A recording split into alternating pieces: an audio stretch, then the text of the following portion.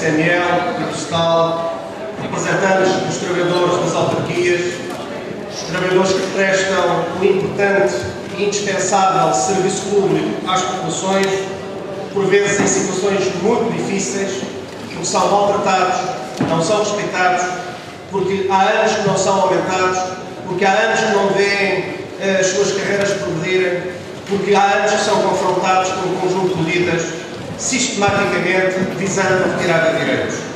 Eu creio que a luta que vocês têm desenvolvido ao longo destes anos todos é uma luta excepcional.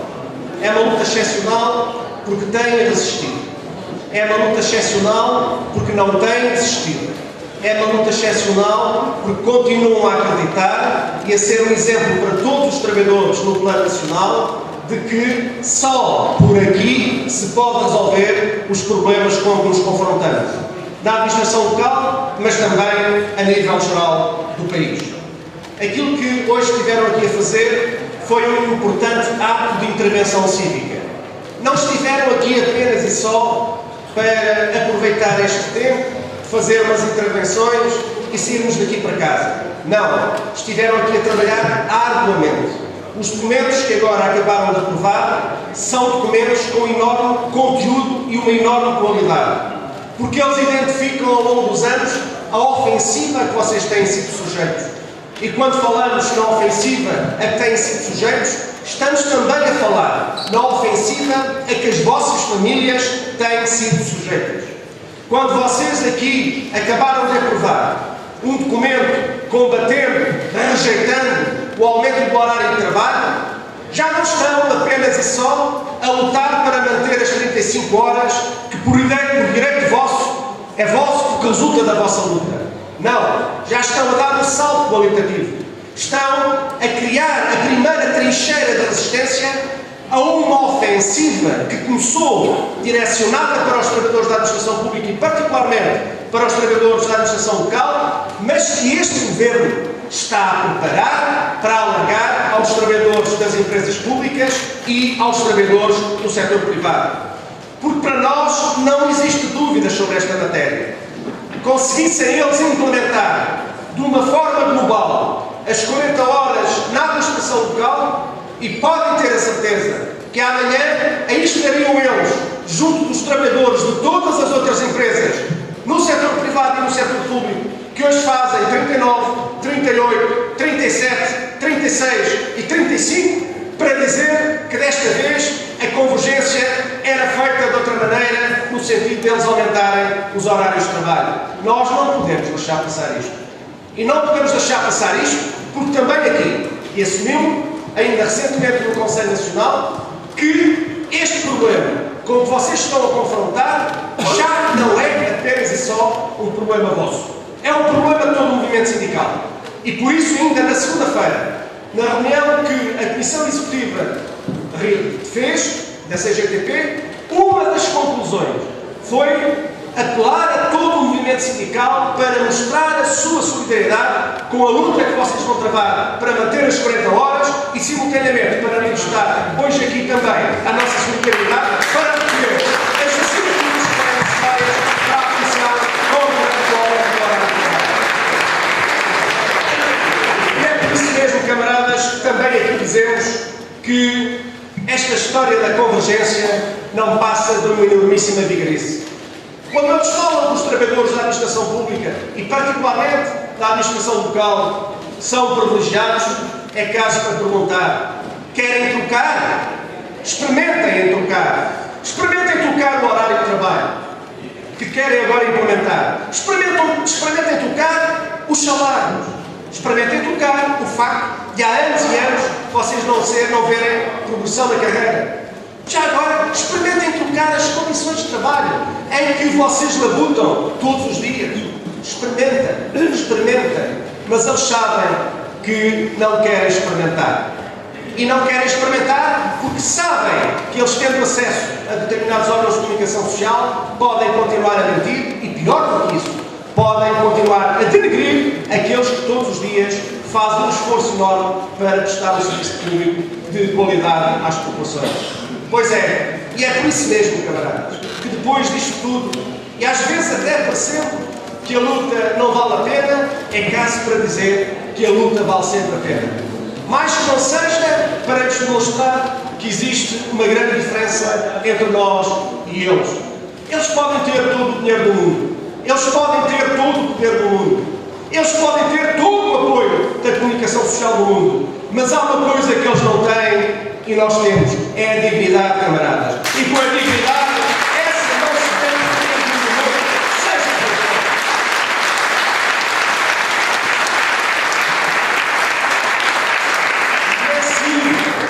e é assim que nós dizemos que naturalmente esta é uma luta que importa continuar. Ainda recentemente, há pouco tempo atrás, umas semanas, quiçá um mês, 2 meses, a nossa luta, a luta de quem trabalha, associada às populações, levada a cabo nos últimos 2 anos, esteve quase a pô-los de lá para fora. Nós costumamos dizer, já tínhamos a chave metida na fechadura e tudo. Já estávamos a dar a volta à chave. Entretanto, apareceu alguém que meteu uma trave na porta por dentro. Esse alguém foi alguém de Belém. Mas não foi por acaso. É que eles perceberam que este governo já não tem legitimidade para governar. Já não tem a base que o suportou no que respeita há 2 anos atrás para ir para o governo. Está cada vez mais fragilizado, cada vez mais desestabilizado. Mas houve uma coisa que eles perceberam, e o capital aqui está sempre atento. O que eles perceberam é que nós estávamos quase, ao fim de 2 anos, a destruir um sonho que eles perseguiram durante 37 anos. Falo de uma maioria, de um governo e de um presidente. E, portanto, quando perceberam que estava quase tudo a ir por água abaixo, juntaram todas as forças do mundo e disseram: aguenta aí mais um bocado. E eles estão aqui a aguentar mais um bocado. Ó camaradas, mas que sejamos objetivos. Eles estão presos por arames. Vocês perguntarão: então, e já trouxeste o corta-arame? Todos os dias andamos com o corta-arame no bolso. E todos os dias temos que deixar de corta-arame. Agora, não sabemos quando é que eles caem. Mas temos a certeza de uma coisa. Neste mundo de dúvidas e de contradições, é que se notarmos, se calhar eles caem mais depressa do que pensam. E por uma razão muito simples. É porque as políticas que eles agora estão a desenvolver são políticas suicidas. Ou seja, aquilo que já fizeram até agora não chegou. E demonstrou que isto é uma política de fracasso, que destrói económica e socialmente o país, que nos põe numa situação insustentável. Ora, se assim é, não é por acaso que eles agora também dizem que querem fazer uma reforma do Estado. Não apresentaram um plano ainda, é certo. Mas reparem, vamos lá ver, camaradas, se o plano já está em marcha ou não está em marcha. Quando eles insistem na mobilidade, isto não é fazer a reforma do Estado, pondo os trabalhadores em casa a receber apenas e só 40% do salário e a fazer pressão, chantagem, terrorismo psicológico todos os dias para que estas pessoas se desgastem e pura e simplesmente sejam obrigadas a sair da administração local. Então isto não é estarem a fazer a reforma do Estado que eles querem. Quando eles nos querem cortar nas pensões de reforma e já aumentaram a vossa contribuição para a DSE, não é isto que é a reforma do Estado deles? Destruir o Estado Social, desrespeitar os trabalhadores que prestam os seus serviços às populações, criar condições para a privatização de serviços públicos e, simultaneamente, diminuir o número de trabalhadores e diminuir a proteção social aos trabalhadores reformados hoje e amanhã, àqueles que somos ativos e seremos pensionistas. Não é isto fazer a reforma do Estado. Quando eles querem destruir a saúde e a educação, não estão eles a trabalhar para a reforma do Estado. Quando eles já extinguiram freguesias, mas consideram que ainda não chega, é preciso mais, não estão eles a destruir um património que resultou do 25 de Abril e que foi um elemento determinante para o desenvolvimento humano? Sim, porque o desenvolvimento humano tem a ver com a educação, tem a ver com a saúde, tem a ver também com a segurança social, mas já agora tem a ver também com a água, com o saneamento básico, com os serviços de proximidade que só vocês sabem estar em condições e que eles neste momento estão a pôr em causa. Pois é, camaradas, a questão de fundo é esta. A reforma do Estado está aí a avançar em passo acelerado. Aceleradíssimo. E nós não podemos deixar de desmontar isto. E foi isso que fizemos ainda esta segunda-feira, na reunião da concertação social com o Ministro Paulo Portas. E dissemos: não peça consenso à CGTP em relação a esta ou qualquer outra matéria, quando os senhores que hoje nos pedem apoio para confrontar a Troika são os mesmos que estão subordinados aos interesses da Troika e dos grandes económicos e financeiros e todos os dias estão a atacar os trabalhadores da administração pública, como dias antes tinha acontecido ali no Ministério das Finanças, com o anúncio do aumento do horário de trabalho, com a redução das subvenções de reforma e assim sucessivamente. Não, camaradas, nós não temos aqui duas posições. Não é a Maria patroa num dia e a Maria empregada no outro dia. O Governo quer discutir connosco, discutimos os tempos e as vezes que forem necessárias. Uma condição é que para nós é fundamental que esta política seja posta de parte, para nós é fundamental que o conjunto de legislação que foi promulgada seja prorrogada. E depois vamos continuar a discutir. E já agora, foi isso também que dissemos aos 3 da Vitaiaga que chegaram esta semana a Portugal. Estou a falar dos da Troika. E, camaradas, há uma coisa que nós temos, e por isso também nos diferencia dos outros. Nós sabemos como é que devemos testar, mas não estamos de forma nenhuma subordinados em situação alguma no que respeita à discussão, seja por quem for, seja pelo Governo ou seja pela Troika. E dissemos aquilo que sentíamos. Melhor dizendo, dissemos aquilo que os trabalhadores, em geral, e os da administração local sentiam. Mas dissemos mais. Confrontámos com as necessidades de responder objetivamente a perguntas nossas. Por exemplo, uma delas foi esta, para o aumento do FMI. Diga lá, já que o Governo diz que o FMI é que não quer que o aumento do salário mínimo nacional se modifique, o FMI e a Troika estão contra ou a favor do salário mínimo nacional? Diga lá! Estão contra ou a favor da distribuição da contratação coletiva? Diga lá! Estão contra ou a favor da redução das pensões de reforma dos trabalhadores do Estado e dos trabalhadores em geral, e neste caso concreto, dão cobertura à continuação das parcerias público-privadas, aos swaps e a outros grandes negócios? Diga lá! E o homem respondeu, depois de muito apossado, pouco tempo no final, dizendo: não quero que nos vejam como adversários. Não, vieram aqui como amigos, não. E depois, confrontados com as situações concretas, com as perguntas, disseram: nós só chegámos aqui há 2 dias, ainda estamos a estudar. Oh, camaradas, isto é uma falta de respeito. Não é só o sindicato. É uma falta de respeito pelos trabalhadores portugueses e pela população portuguesa. Mas alguém acredita que aqueles sujeitos que agora vieram substituir os outros, quando aqui chegaram, já não tinham estudado os dossiês e já não tinham preparado novas respostas para mais austeridade e mais sacrifícios? É claro que depois teve ouvido das boas. Mas uma coisa é certa, camaradas: isto não está fácil. Mas se não está fácil para nós, também não está nada fácil para eles. E se não está fácil, nós só precisamos de fazer aqui uma coisa: é unir esforços, sermos ainda mais coesos e que cada um de vós, quando daqui sair e segunda-feira chegar ao local de trabalho ou amanhã, seja um portador. Não é da desgraça, é da esperança. É dizer aos trabalhadores e às trabalhadoras: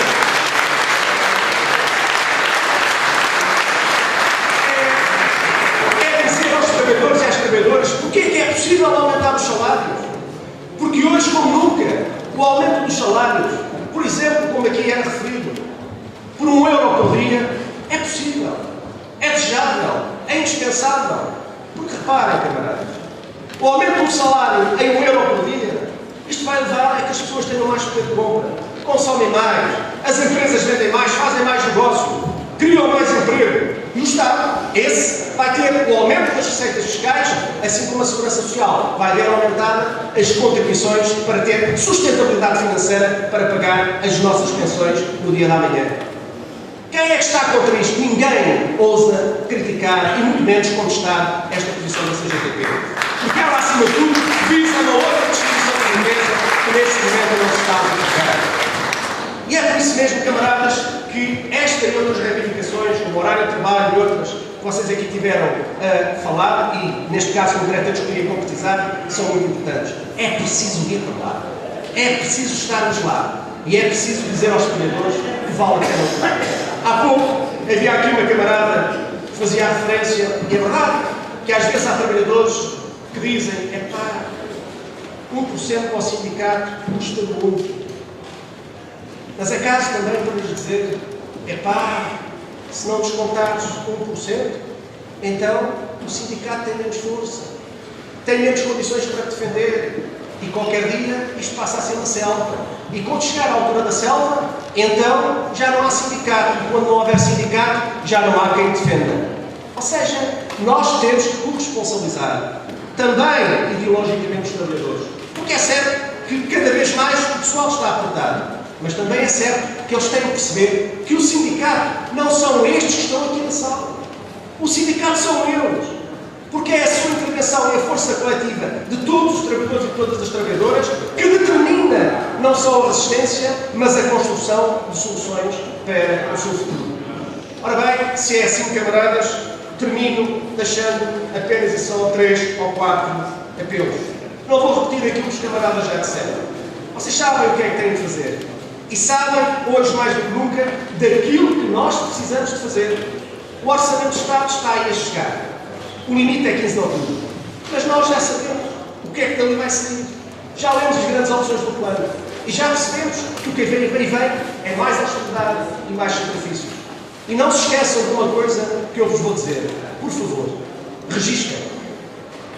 Vai aparecer nos próximos dias, nas próximas semanas, nos próximos meses, a tese de que Portugal em 2014, considerando que a Troika se vai embora, vamos depois entrar numa fase de programa cautelar.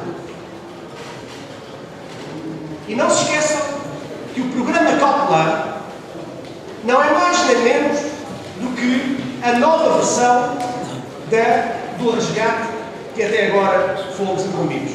A única diferença é esta. É que sai o FMI, o Banco Central e a Comissão Europeia não aparecem como primeiros protagonistas, mas põe lá o seu instrumento, o seu braço armado, que já neste momento também está a vigorar, que é o Mecanismo Europeu de Estabilidade. E como é que a coisa vai funcionar?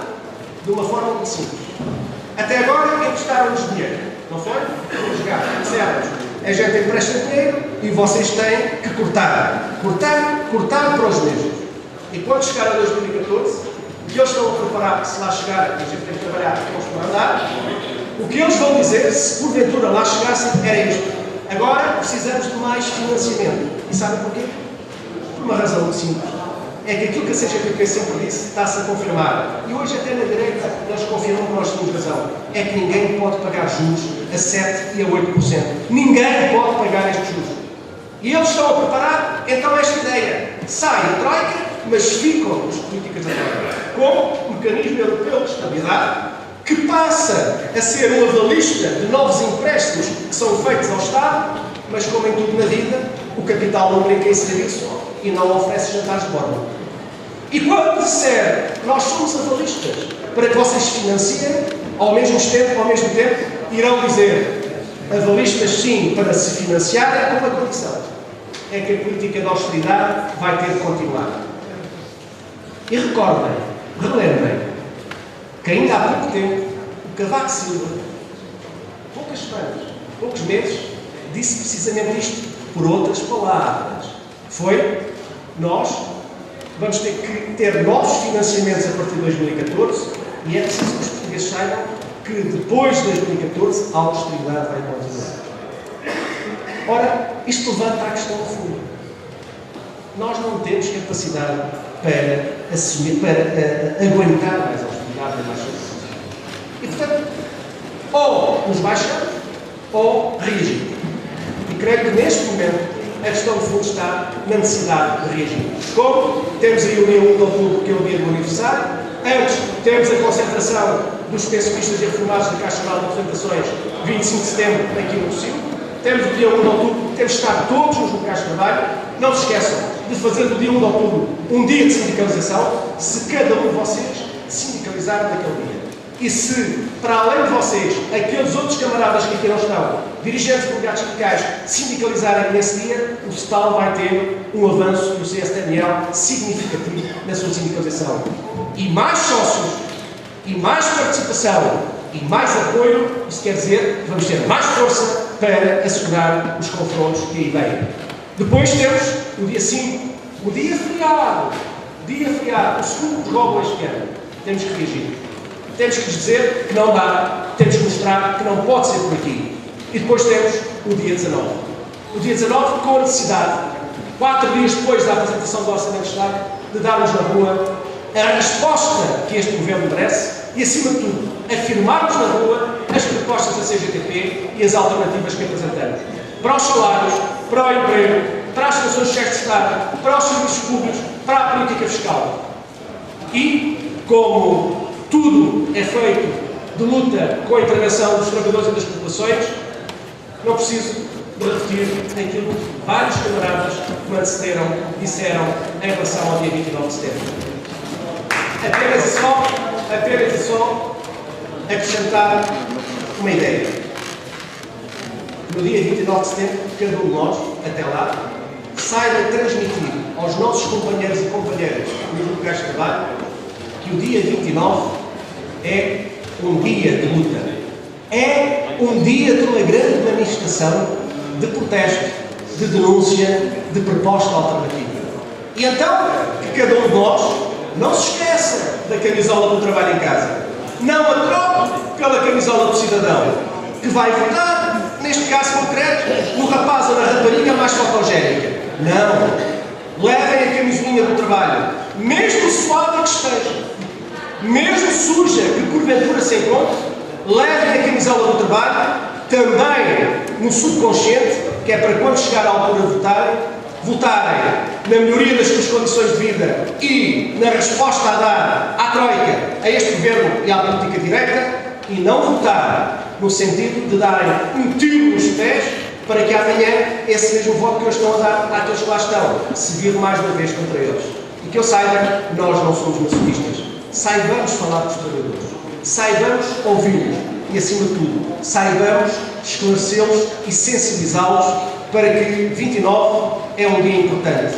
Se este Governo levar um forte abalão, aliás, desculpem, um abalão não, um forte abalo no dia 29, podem ter a certeza que isto dá uma força à nossa luta para responder aos nossos problemas, uma força do caramba. E então, se a gente precisa de mais força, vamos ajudar com mais força a pô-los lá para fora. Viva os trabalhadores das autarquias!